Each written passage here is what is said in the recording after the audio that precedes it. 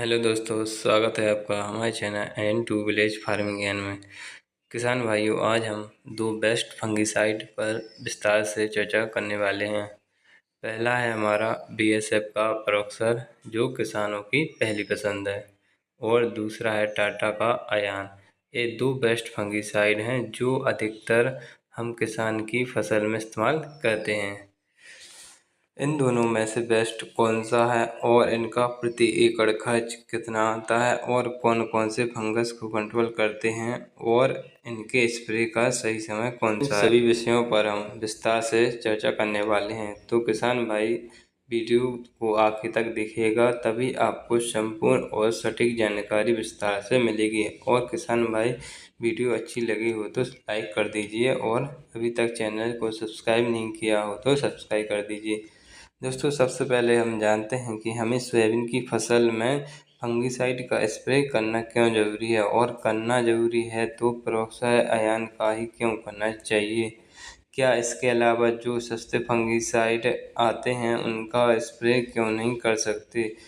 तो किसान भाई, मैं आपको थोड़ा समझाना चाहता हूँ कि जो सोयाबीन की फसल होती है वह बारिश वाली फसल होती है। नीचे ज़मीन में नमी होने के कारण जो जड़ों से फंगस फैलते हैं उनका खतरा ज़्यादा बना रहता है, और जो सस्ते वाले फंगिसाइड होते हैं इनका इतना अच्छा रिजल्ट देखने को नहीं मिलता है।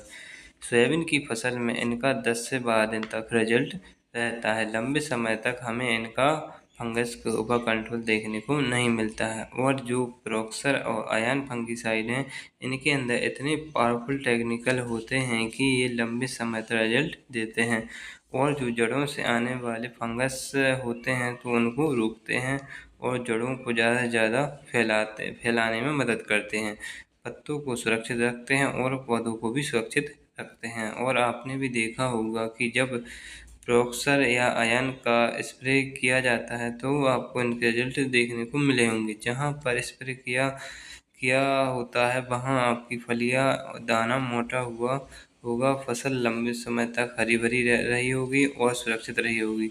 तो ये अंदर देखने को मिलता है। अब बात करते हैं कि हमें इन फंगिसाइड का उपयोग सोयाबीन की फसल में कौन सी स्टेज में करना चाहिए। तो किसान भाई, जब हमारी सोयाबीन की फसल 30 दिनों के पार होती है उस समय भी कर सकते हैं, किंतु एक अच्छा और बेहतरीन रिजल्ट लेना है तो जब हमारे सोयाबीन में फूल से फलियां बनने की स्टेज प्रारंभ होती है, जब 80% फलियां बन जाती हैं, उस समय अगर जो हम स्प्रे करते हैं फंगिसाइड का तो हमारी फसल में एक अच्छा रिजल्ट देखने को मिलता है। और जो लास्ट समय होता है जब जड़ें कमज़ोर होती हैं और जड़ें जल्दी ख़त्म होने की समस्या आती है, तो वो समस्या हमारे सोयाबीन की फसल में देखने को नहीं मिलती है, इसलिए इनका स्प्रे करना चाहिए। अब बात करते हैं कि किसान भाइयों, इनमें से कौन बेस्ट है, प्रोक्सर या अयान। तो प्रोक्सर जो फंगिसाइड है वो बीएसएफ का बहुत ही पॉपुलर ब्रांडेड फंगिसाइड है।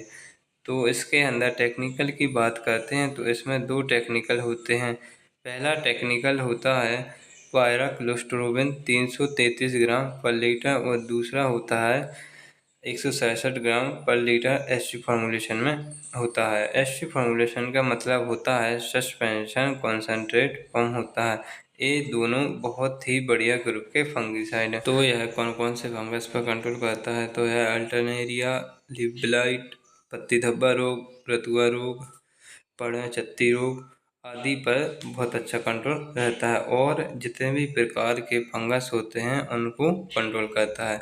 लंबे समय तक फसल को सुरक्षा प्रदान करता है, यानी 20 से 30 दिनों तक फंगस का अटैक नहीं होने देता है।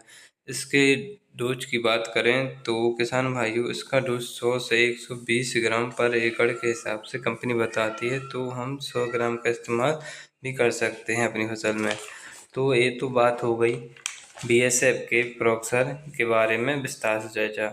अब बात करते हैं जो टाटा का अयान है, तो इसके अंदर भी दो टेक्निकल होते हैं। पहला टेक्निकल होता है हाइड्रोक्सिम मिथाइल 40% और दूसरा हेक्साकोनाजोल 8% डब्ल्यूजी फॉर्म में मिलता है। अब जो हेक्साकोनाजोल होता है वह जड़ों से आने वाले फंगस को कंट्रोल करता है, लेकिन इसके अंदर जो परसेंटेज है वह 8% है, तो इतने लंबे समय तक इसके रिजल्ट देखने को नहीं मिलते हैं। और यह जड़ों से आने वाले फंगस को कंट्रोल